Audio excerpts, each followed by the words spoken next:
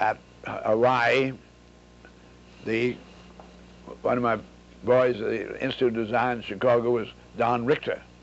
Don was an extraordinary man, and he stayed with me during all the early years of the developing of the geodesic dome after he graduated from the Institute of Design. He had been a sailor in the Merchant Marine during the war. Please hold the pictures for a minute. Don't do any more of them for a second. And Don wanted to really go on. Many architecture students ask me what they ought to do, and I say, what I think you ought to do is to get production engineering. The only way you can do that to really get first class would be in the aircraft industry. Don did work for a while with Kaiser Aluminum, and he then got a job in Texas with the Republic aircraft. They were building an enormous bomber, and he did so well in general engineering. They did get into production engineering. And he lived with the head of the production engineering and developed extraordinary capability.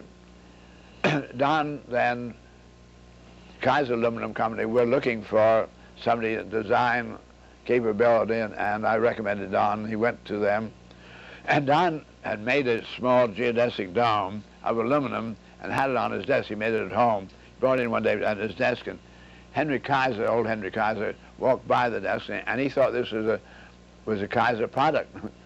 So he just simply said, I'd like to have one of those built for Hawaii, and he'd just been building a big hotel out there, and so everybody just takes Henry's orders, and so they had to make deals with Don, and there was a great deal of negotiating from there on. So the Kaiser patent attorneys came in to get license from my patent attorney. Anyway, they did produce this dome, and they sent it out to Hawaii, and they had a hydraulic mast, and the mast went up, this thing, very beautiful erecting of it, and they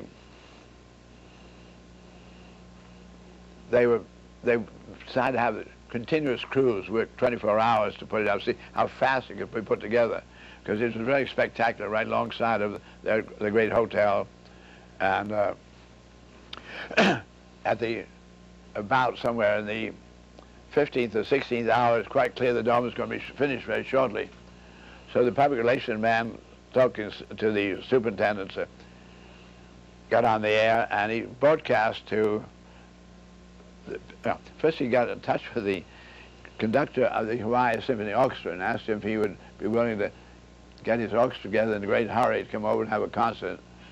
And then he got on the radio and announced that on the 20th hour that after starting to put this together, they're going to have a symphony concert.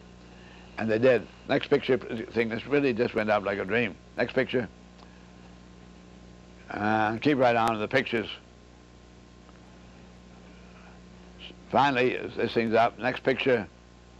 I think there's pictures with people inside. I hope it's coming up.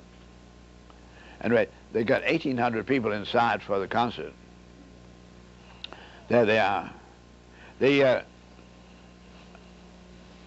Kaiser Company assumed that an all-sheet metal dome was going to be very tin canny and acoustically abominable. So they got in touch with Newman, who of MIT, who was a great acoustical expert there, and they asked him to come out to then give acoustical treatment. They thought the dome was going to be fine, but they'd like to have properly organized for sound. And so Bob Newman did come out. He was there. When the symphony orchestra finished, the conductor said they were the best acoustical conditions he ever conducted under. And everybody was astonished, and Bob Newman agreed and said there's nothing for me to do, and went away. This was really, I'll tell you, the reason is that there are hexagonal domes inside. There's three see diamond forms. 3 diamond forms went together to make a sort of hexagonal dome. So they're local domes. And these local domes don't let the sound just go around, but pool it and they reflect little nodes of sound out evenly all around. And this comes to you wherever you are really very, very evenly. All secondary reverberation, everything goes. I've spoken in this dome on several occasions since, and it is really acoustically quite extraordinary.